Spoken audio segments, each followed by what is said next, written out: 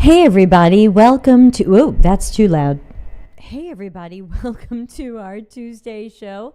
I am completely live, and who am I? I'm Debbie Levitt from Delta CX, and we are a full-service consulting firm and agency, and always happy to help with your projects, training, workshops, staff augmentation, whatever we can do for you. So reach out if there's something I can do.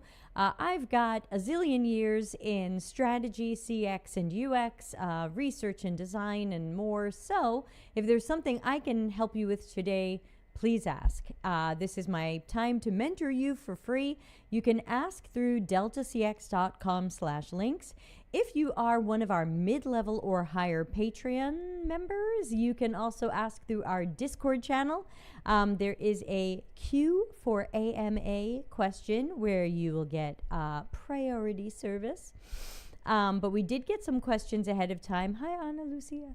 We'll go through those, but of course, I also want to say thank you to all of our Patreon members, our paid ones. You can join the exciting club for as little as $1 American per month. For some, that's inexpensive, and for some, that is unaffordable. So I know that there's variations of our life experiences out there, but thank you to everybody who is bringing some support to these efforts and so on. Hello, Ian. And of course, if you want to join Patreon, it's right here on the screen, patreon.com/CXCC. Also subscribe here on YouTube. And don't forget all of the free webinars and workshops that we've been doing, cxcc.to/events. So I'm going to get started with the questions that we got ahead of time. If you would like to ask a question, you can put it here in the live chat. I'm watching both, YouTube and Twitch and LinkedIn. Or if you'd like to send it anonymously, send it. There's a link at deltacx.com/links. You can send your question anonymously and say all the things. So the first question we got says, I am so confused. Is job growth even growing for UX? Is the field dying? Some people say companies would hire more people in software, developers, or lots of coding skills and very little UX designers or researchers. What are your thoughts on this? This goes for any company, like startups or huge ones. Yes, I would have to say that I've noticed the same thing. I think, and we've also seen some information from Indeed, that there are fewer UX jobs than a year or two ago, and there's also some lower salaries. Now, that doesn't mean that the field is dying, but it certainly means it is not a great time to try to transition into it or find a new job in it. The opportunities are not there as much as they used to be. However, UX technically can't completely die. Even if our job changes its name, even if our job changes what roles do it, or some of these other things that some of us welcome and some of us fear, there's always going to be UX, in that there's always going to be a user experience, a customer experience. Hi, Sajad and Janice. You can't create something, you can't create a product or service without there being a user or customer experience, whether that's a digital interface or some other interaction or touch point. So even if a company said, we don't need any UX designers, I think our marketers can do this, or I think our product managers can do this, that's still UX work, even if they put it under somebody else's role. Hypothetically, you could try to get those jobs and keep doing UX. Up to you. So I don't think it'll ever truly die, because there will never be no user experience. There will never be no customer experience. There will never be a digital system with no interface. So in that sense, there is some job security, but obviously what gets a little squishy is companies that don't fully understand UX or CX or what people do, and they just think it's an easy thing that anybody can do, and if you know how to use Figma, you're probably good at this, and we just need this to be fast, and we don't need it to be good. That's a company's decision to put speed over quality and to not do something deliberate and positive with the user or customer experience. Instead, we're going to leave it to chance and guesses and opinions and assumptions. That's certainly a choice companies can make. Some companies think that being fast is going to save them time and money. Some may have learned that it didn't pay off. I think about Apple. Again, I'm not a huge Apple fan, but they certainly seem to do a few things right, and they don't rush out MVPs. They don't do the fastest thing they can do. In fact, they're rarely first to market. So I think companies are being a little short-sighted with the idea that user experiences or customer experiences, anybody can make them, and that's good enough. Those are my thoughts on that. Thank you for asking. I've got 2 more questions, and then we'll put Mike's question up. Next question. Let's see. Or is Mike's kind of a follow-up? Let's put up Mike's because it's kind of a follow-up. As the world becomes more digital and simple products like coffee machines and refrigerators have more advanced interfaces, isn't it safe to say UX research is here forever? Hopefully. Again, UX research is only here if we're doing it. We know it exists. It's not going away. People might call it market research. They might call it discovery research. There's lots of names people like to give to things so that they don't have to give the work to us. But ultimately, the work exists. Whatever we call it, the work exists, and the work isn't going away. So if you have something and you have a possible customer, you're doing some sort of research. Could be good, could be bad, could involve users, maybe it doesn't, but companies do research and companies do design. The question is, will they give this work to qualified experts, specialists, and things like that, or will they decide anybody can do this? You know, and my question is always, if we've decided that anybody can do research or design, did we also decide anybody can do marketing? Anybody can do product management? Anybody can be a developer? Just show up and try some coding and see how it goes. So these are the questions that I tend to ask when I hear the usual, UX is just a couple of skills. Anybody can do it. Boop, bop, ba, beep. Malika says, I was wondering how long it would take for companies and markets to bounce back from AI chaos and the things Debbie mentioned. Malika is a freaking mind reader because I'm actually secretly working on an article that I haven't published yet about how long will it take for us to realize that mistakes we've made now or bad decisions we've made now with AI, like when will we know that we made that bad decision? Is it weeks? Is it months? Is it years? It's an excellent question.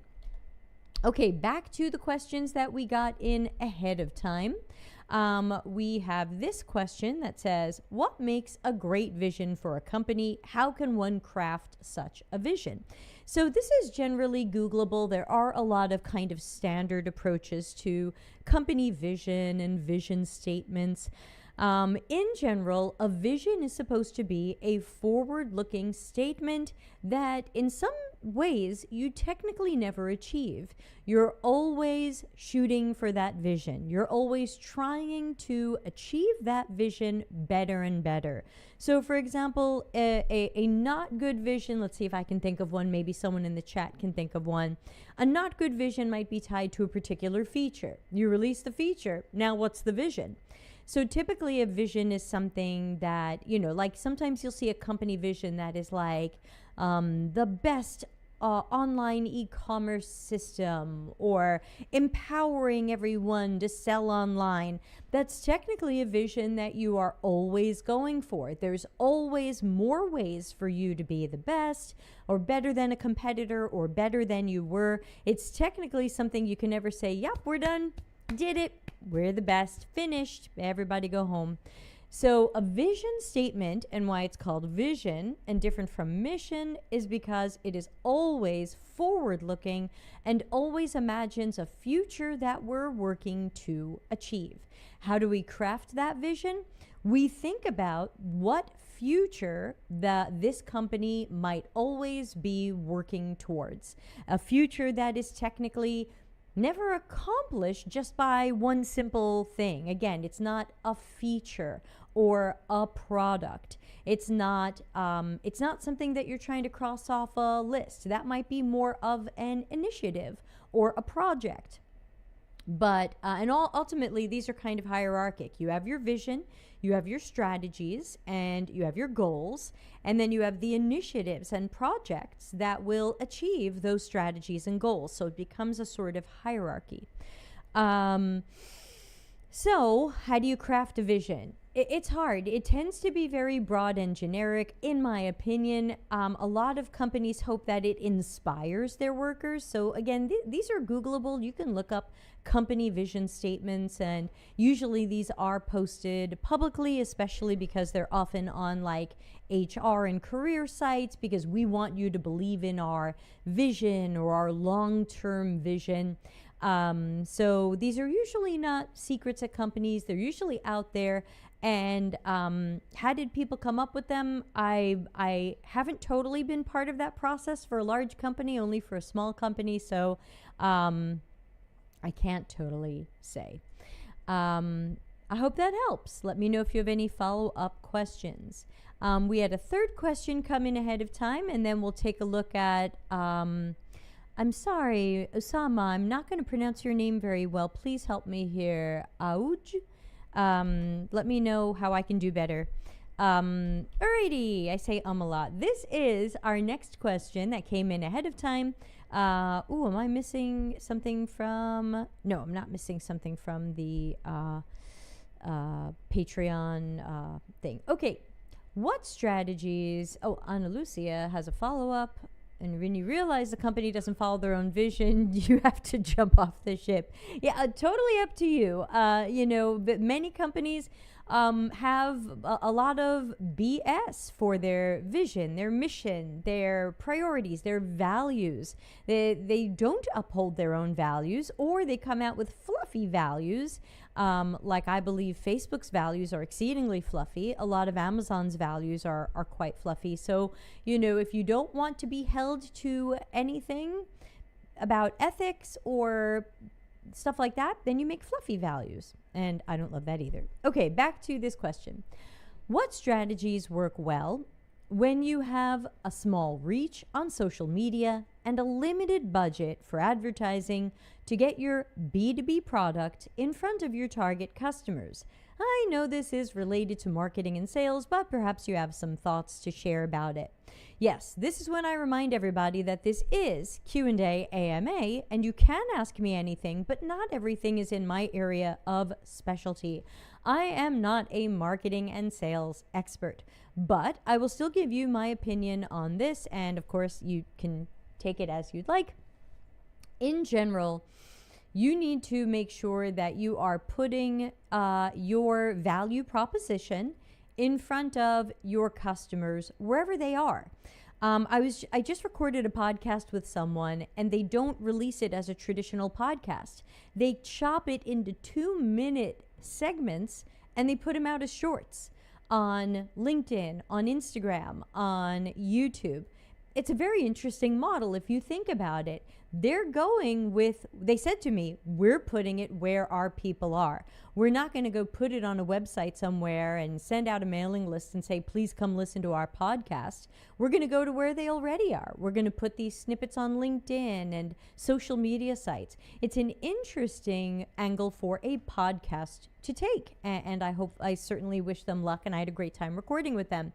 So the question is, where are these target customers?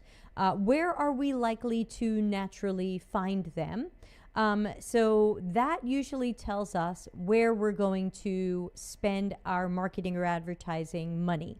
For example, my husband imagines that most of his clients are exceedingly local. He bought a giant banner on our village's sport court. Okay, that increases his visibility and awareness. It's a little marketing and advertising.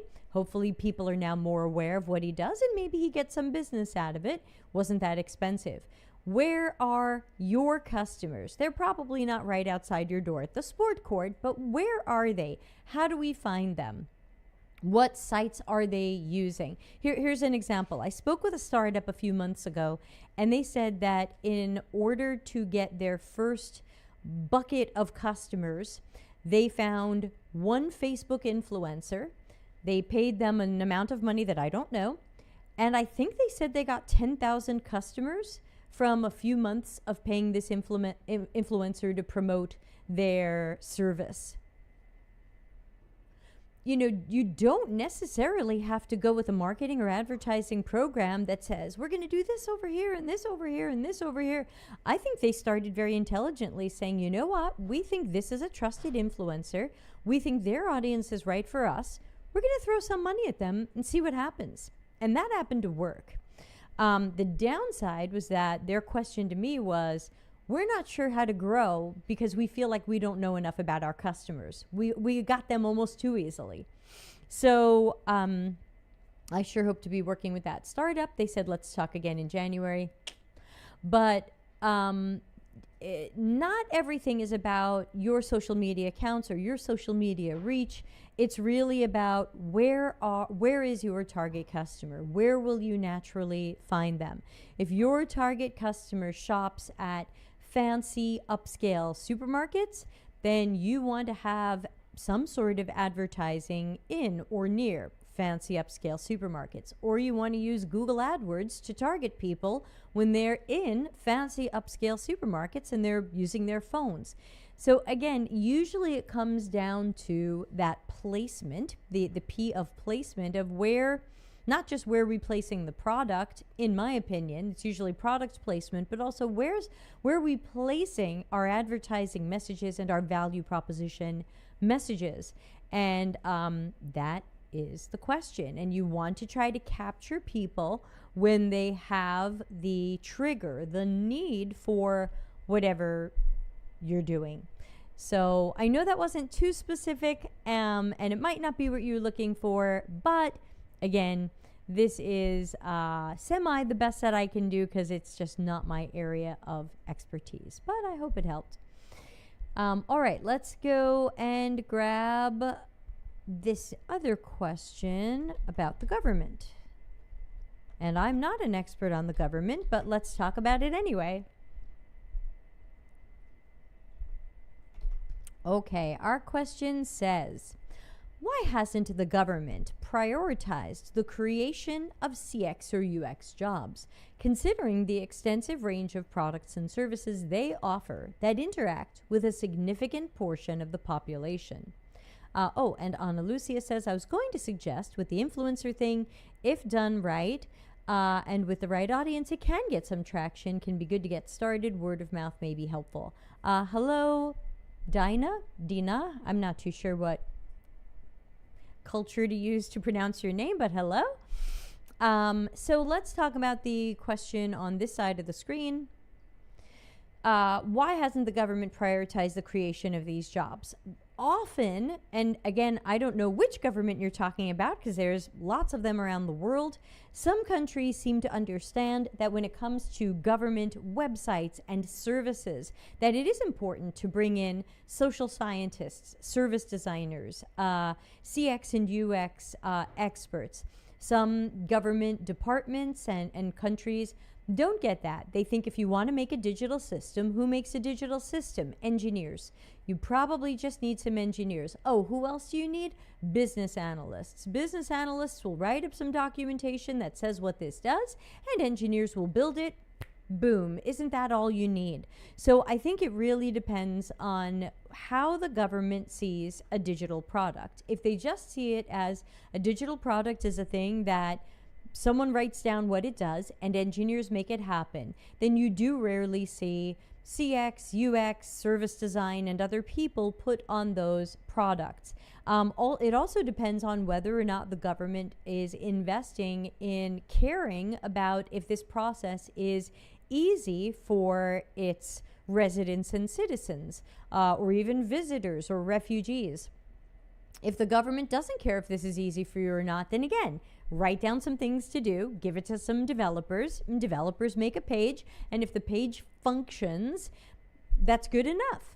And so it's really a matter of kind of, we tend to use the word maturity. It's not the wrong word here. It can just accidentally be condescending sometimes. But the real question is kind of, where is that government in the sense of making sure the system is easy to use for citizens? I've seen a lot of countries moving towards bringing more people in as researchers and designers and people like that, writers. I see that a lot for Australia, UK, North America. You might see it in Western Europe, and there are other countries as well doing it. I'm just less familiar with it. So I'm not saying that country X never does it. I'm just less familiar with it. It might not be in my language. I don't have too many languages right now. So you're right. It would be great if the government cared about the user experience, the experience of the resident, the citizen, the refugee, the visitor, the immigrant. But they don't always. I think about the systems I've dealt with here in Italy as an immigrant. Nobody cared. Definitely no UX people were involved. When I think about some of the systems I've dealt with, I mean, systems that web pages that look like they easily could have been made in 1995, and then nonsensical text messages that I sometimes don't even get. So, yes, if someone said, you know what, these people are having a tough experience, and it messes them up this way, and it messes us up this way, because then we have to spend all this extra time helping them. Hey, why don't we make a better system? We'll be talking about that in next week's free webinar. So tomorrow's free webinar, cxcc.to events, tomorrow's free webinar is what should continuous discovery research be? But then next Wednesday, October 11, will be my impact map. And I think that's where impact mapping this could make a lot of sense. Because I think about, like, there's a center about a half hour from me where they claim if you're an immigrant, they will help you understand and fill out paperwork. And we went there, and all of the signs that weren't in Italian were in Arabic. Okay, great for people who have arrived speaking mostly Arabic. Doesn't necessarily help me. And when we asked people for help, they said they had never seen my type of visa before and didn't know how to fill out my paperwork. And this was the government office to help immigrants fill out paperwork. But why do we even have that office? If the paperwork were clearer and easier, or it were an online digital system that were clear and easy, we wouldn't need all of these band-aids like an office that helps you fill out paperwork. Ana Lucia says, I need a UXer working with the Ministry of Finance. Please make that department user-friendly. Even I take so long to navigate that website. Looks like it's bad on purpose. I feel ya. So, new friend, Auj, I hope that's giving you some of my thoughts on that. Thank you for asking. Mike says, oh, and did I get Mike's question from the top? Yes. Okay. Have you ever seen or heard of cultural changes within the same community affecting interaction changes? Mike, I get the feeling you're thinking of something specific. Can you give me an example? Because I'm not too sure what you mean here.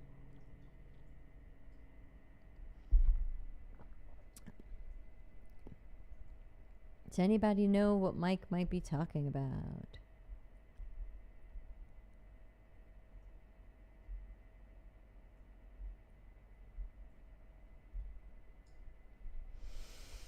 By the way, this is AMA, Q&A and AMA. I do this every Tuesday, usually around 3 p.m. Italy time. We might change the times of this live stream for 2024, but at least for the next month or so, well, through the end of the year, you'll be seeing me at 3 p.m. Italy time.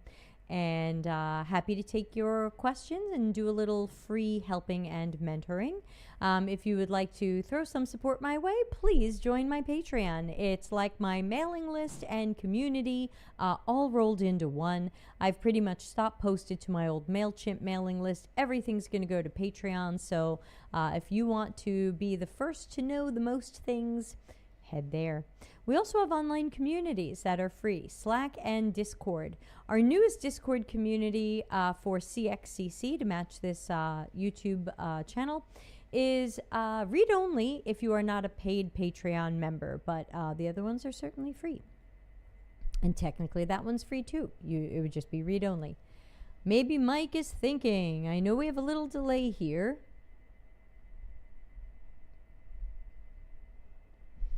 Cultural changes within the same community affecting interaction behaviors. I guess I haven't seen or heard of this, and I'm hoping you have an example.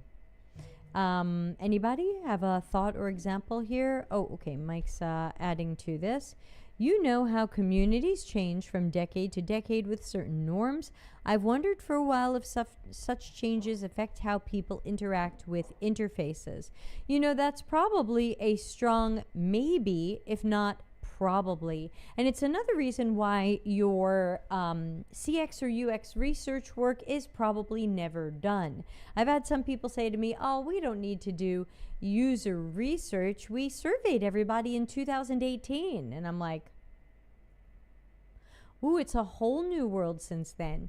So, or so it feels in some ways. So, yes, I do think that the best way to know whether or not cultural changes, political changes, economic changes, anything else that are happening in a community or region or population, if they are affecting how people use or perceive technology, products, services, etc., that's what our research is there to tell us. Because very often people will sit around a meeting room and go, yep, I'm sure people are just the same. You know, they're in 2018.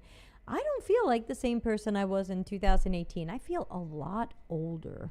I feel like 40 years older. So, and I'm making some different choices, and you might be too. So, the best way to answer Mike's question is to do the research that answers the question.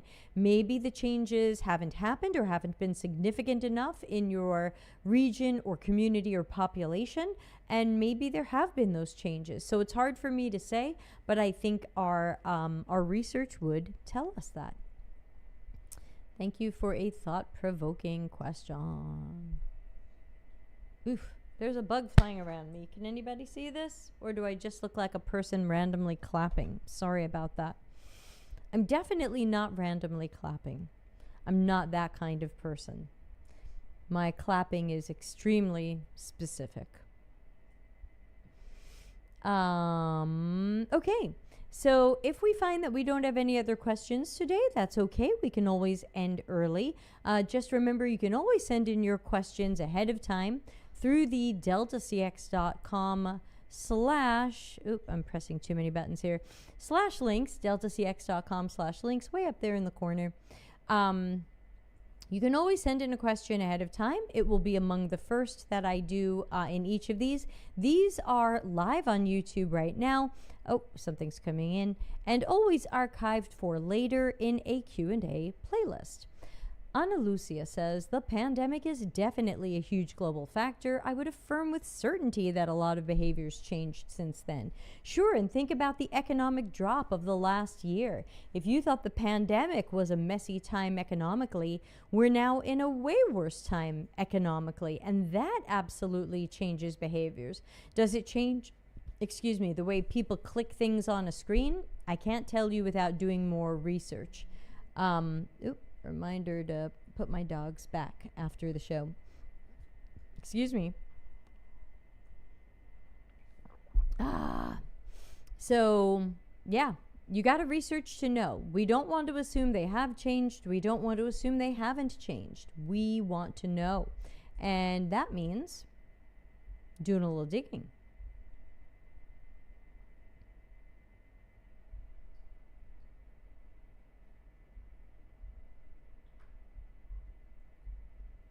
Any other questions? This is Q&A AMA, and I am happy to take your questions, whatever they might be. If I can answer them, great. If it happens to be outside of my field of expertise, I will always be honest there. Don't forget to put your dogs back after the show. Thank you, Mike. That is actually a daily reminder that I have on my calendar at 3:30, and that's usually in the middle of this show.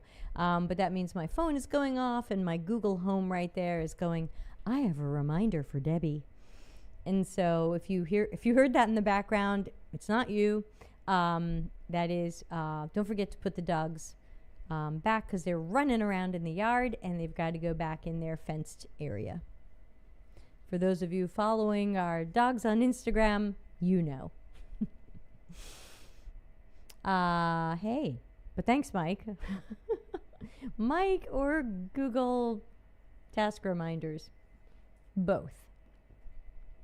So we'll give it a few more minutes and we'll see if anybody else has any questions. Otherwise, again, I am happy to wind down. Let me remind everybody of a few things that are coming up. They are not live on this channel. They are going to be webinars that we do on Google Meet, and then they're posted on Patreon. First, for our paying subscribers at the $1 level or higher. So you get those videos right away. And then 2 weeks later, they go live on YouTube on the CXCC channel so that everybody has them available. So if you don't want to pay the $1, you have to wait 2 weeks. There you go. So tomorrow, again, is how I think continuous discovery research should be done and what are some of the downsides of how people sometimes think it should be done. Let's see. Then we're taking off a few days. I'll see everybody next Tuesday, the 10th, a week from today. Dr. Nick should be my guest, where we will both take your questions. So, you know, come ask them. The webinar on Wednesday, the 11th, as I mentioned, was impact mapping. That should be super good fun. Let's see what else is coming. Oh, critical thinking is coming back. Some of you have asked, Dan, I'll get to that in a moment. Some of you have asked what happened to the critical thinking shows on our other YouTube channel, Delta CX. They've been taking a break because of how much I've been traveling in September and working on some other things in October. So critical thinking stream will be back on our Delta CX YouTube channel on Friday the 13th. What a perfect day for that. All right, let's get to Dan's question. Let's do a quick copy paste of it and get it on the screen. All right, Dan says, how do you think a team or organization that regularly has urgent software change needs can also effectively incorporate UX input into those changes? Basically, what's the right balance of just enough UX for teams who are regularly taking urgent work, which ideally could often use strategic UX input? Okay, Dan, I might need some more information here because I'm trying to make sense of a couple of things here. So first of all, it sounds like, and I might have this wrong, it sounds like you're thinking while there are software changes going to engineers, why not sneak in some UX changes also? That sounds like that could be good, but engineers hate changes. And the more that we have sneaky surprise changes, the more I ask, what's our strategy? What's going on here that we have these urgent, possibly surprise software changes? That makes me think we're a bit disorganized. That makes me think we do not have a clear strategy. We should be doing better work so that we're not surprised later. What types of changes are these? It also makes me wonder, why do we want just enough UX? Why don't we want good UX? What does good UX look like? Because just enough UX is probably not enough. Many companies are doing just enough UX, and then y'all come here and you ask me, why does your job suck so much? And how do you get your company to care more about UX? And is UX going away? So we have to start pushing, and our leaders have to start pushing for more than the least UX we could do, whether someone calls that just enough or agile or lean, when it's really none of these things. So I think that I wonder if your question is more about, can UX affect strategy earlier so that we're building better UX and maybe avoiding some of the urgent changes? I guess that's part of my question here to you, because I don't totally understand what's going on. Could some of these urgent changes have been avoided if we had better strategy and better UX? Like, are these changes related to the flow or interface or something that's in UX's world? Are they feature changes, which I guess would end up in UX's world too? Are they solely engineering changes? Dan, I need more information. I am not too sure how to answer this one. I can only say, let's go. Oh, thank you, Ikinzu. Thank you. We're exploding on the screen because we have a new subscriber. Thank you so much. Please do subscribe here at youtube.com/@CX-CC, since this YouTube channel is called Customer Experience, Customer Centricity. It's about everything related to CX, UX, product strategy, service strategy, etc. Okay, Dan is giving us more information. Basically, if it's work that's going to an on-call team or a production support team that is required to move quickly on the work coming to them, how do they still incorporate UX UI design as opposed to ugly software solutions? Okay, so it sounds like, and again, I could have this wrong, that you have some sort of team that handles urgent changes, requests, and fixes, as many companies do. These engineers often work alone in these changes and fixes. They build them, someone tests them, they deploy them. But these changes and fixes might not have great UX or UI because the engineers worked alone to fix them. This is a process question. If we also have to look at how these people are measured. If these people are measured by the time it took them to fix the problem, then there's no way they want to wait for a UX designer to design something. They just don't. They won't. It's going to be hard for you to convince them that that's what they need to do, because they're going to say that's going to raise our response time, or that's going to raise our ticket completion time because we waited for you to tell us how a button should look.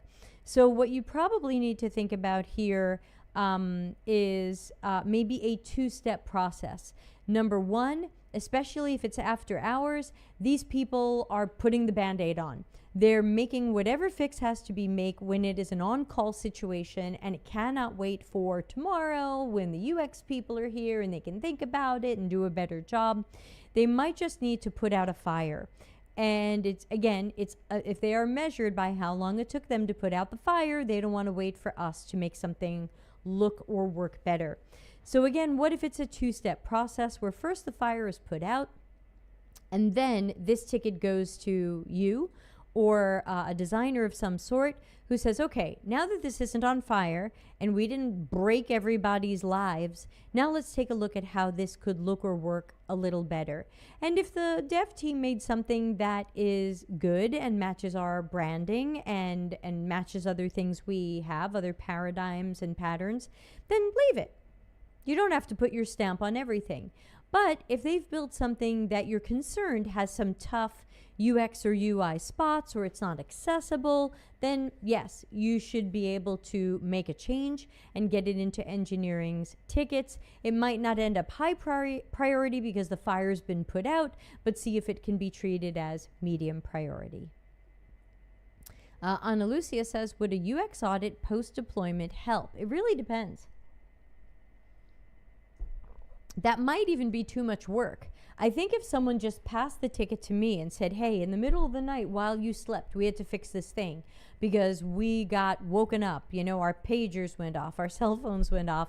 We woke up, we built this thing, we tried to put a Band-Aid on this thing that was really causing a lot of problems for a lot of people. So this ticket goes to you now to see, could this look or work better? We just need to make it function right for our work to be done and for the fire to be put out. So maybe it's just a matter of reassigning a ticket versus a formal or semi-formal audit. I'm worried that that's going to look like too much work or too long a task, or who needs a PowerPoint on this. You know, there's a slide I sometimes do that some of you may have seen where it's a screenshot of where a QA person sent me a ticket. They said, hey, we're testing something and something doesn't seem right, and we think you should help, you know, come up with the way this should look and work so that we don't, on the engineering side, we don't do it.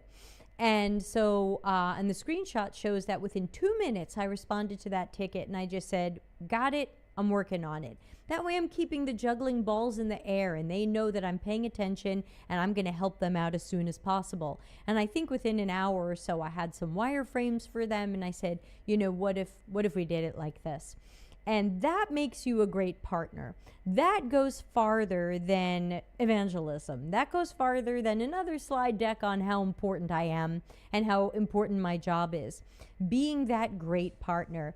And in a sense, being that great partner means if our engineers are awake at 1 a.m. fixing a badly broken thing, we're not going, hey, hold on, don't fix that yet. I think I want to change the layout a bit. Look, I get it. We want the UX to be great. 5 stars out of 5. But if crap's on fire and our stuff is broken and the on-call team has been brought in, this is a serious fire, and I'm okay saying, you know what, make it work. Just make it work, because even if it's ugly or frustrating or a little wacky or not as good as it could be, at least you fixed the key problem, which it wasn't working. And then when we all come in the next day, we'll agree to make it look a little better. I think that could be your process. That these fixes are first, fix the thing. What happened to my microphone? First, fix the thing technically or technologically. Then let's agree that UX will take a look at it the next day or when available. And if they feel that it needs some sort of improvement or polish, they'll put that in the ticket and send that back to a developer. Ana Lucia says, oh, you're suggesting adding UX on the task process after the Band-Aid has been done, even if it's not an audit. Sounds good. Team is up for that. Could work. Dan says, yeah, I like that idea. First, putting out the fire if it's truly a fire, but still asking UX to look at the fix after the fire's out to determine if it could be optimized. Yeah, absolutely. Because again, I know that as UX people, CX people, change agents, designers, strategists, whoever's watching this right now, if you're watching me, you're one of those or close to it. You're going to say, oh my gosh, don't put this out there. It's not quite right just yet. But we must remember sometimes that the highest priority right now is not necessarily look and feel or branding or the consistency of a button shape or some of these other things. If something really is, sorry, I'm getting some weird microphone blips. If something really is that broken, I'm okay with it being fixed a little ugly until I can take a look at it. If you want to have a late night on-call UX team, go ahead. But again, I think your tech people are probably going to prioritize putting out the fire before we worry about other things. But also, you could take a look at it, and if you see, hey, the last 4 fires we put out required buttons, and you didn't even use the latest designs of our buttons, you used last year's buttons, now we have to go and fix these so that it looks consistent. Hey, let's make sure we get a message out to all of the on-call devs. We have a new look and feel. We have a new design system. We have new CSS, whatever it is. Make sure that if you're putting buttons in these late night or on-call fixes, that you are using this set, this UI kit or whatever it might be. So again, take a look at it, see how it could be improved, but remember that chances are this is not a process that wants to wait for UX, and we just have to understand that and also imagine it from the customer or user's point of view, that they would probably have this thing work immediately and have last year's button or not the greatest layout, then have it to continue to be broken. That's CX also. That's UX also. So great question. Love it, Dan. Thank you so much. So many good questions here. Am I pressing this button? I don't know. There we go. I haven't seen any anonymous questions come in. Other side, deltacx.com/links has an anonymous way to ask a question. Totally optional. If you do ask it in the chat, I am yelling out your name. So if you're going to say crap about your job, you can always ask anonymously. If you are a mid-level Patreon member or higher, you get your own Discord channel where you can ask questions and or even anonymously, and they are prioritized. So totally up to you. And remember, if you want to join tomorrow's free webinar, you can RSVP. Check it out at cxcc.to/events. Ana Lucia says, also, I think that taking a look at the latest tickets that need those Band-Aids may be helpful, just in case it's something that happened before, or if something was caused by other Band-Aids.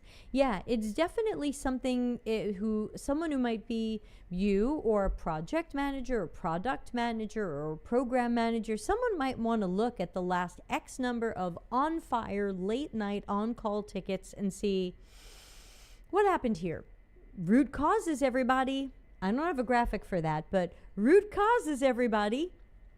And what happened here? Why are we having these late night on-call things? Were these things that we missed and they were just weird edge cases that we didn't design for, think we had to design for? Were they something that we planned to work on, but someone said, we don't need it right now, we've got enough? Maybe that person should be held accountable for that decision. What is this? There's always a reason why this didn't happen, whether that reason is, oops, we didn't see that possible outcome, which could just be a mistake, to, oops, we saw that as a possible outcome and we decided not to build it right now because we're fast, we're agile, we're lean. What does that cost us in customer panic and customer dissatisfaction and things like that? I often tell the story of the company that sent me the NPS survey, where you rate a company like 0 to 10 or sometimes 1 to 10, and I gave them an 8. And the next day their servers went down for nearly the entire day, and their American servers went down, their European servers were up, and for some reason they didn't switch people over, so my stuff was just down for a day, and it was killing me. And I wrote to them and I said, send me that NPS again. I will give you a 2.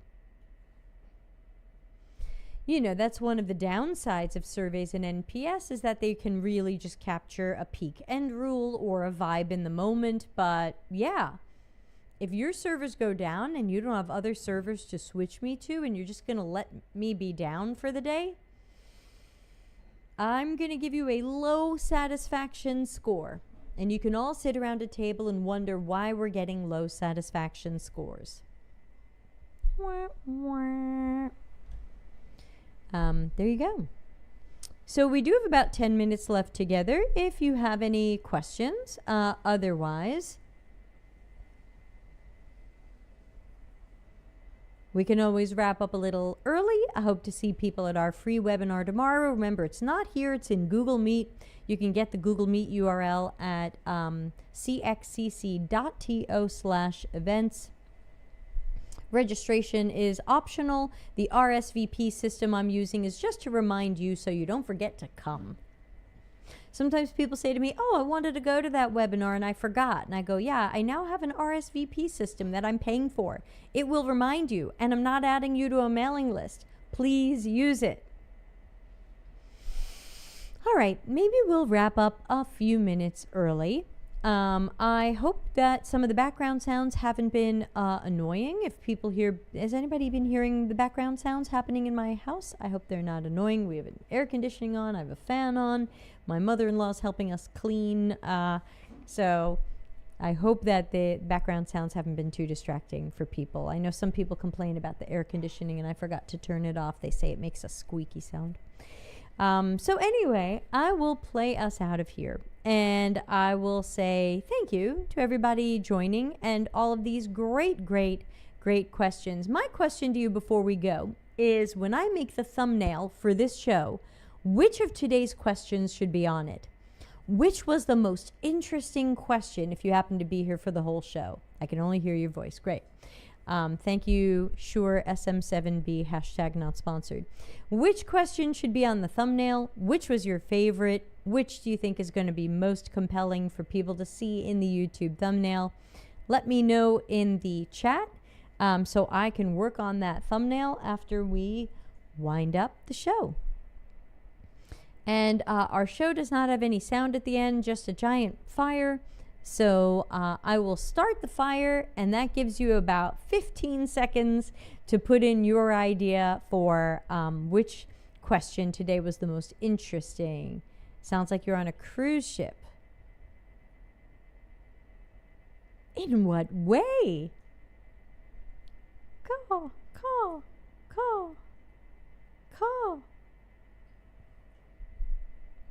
Anyway, let me know.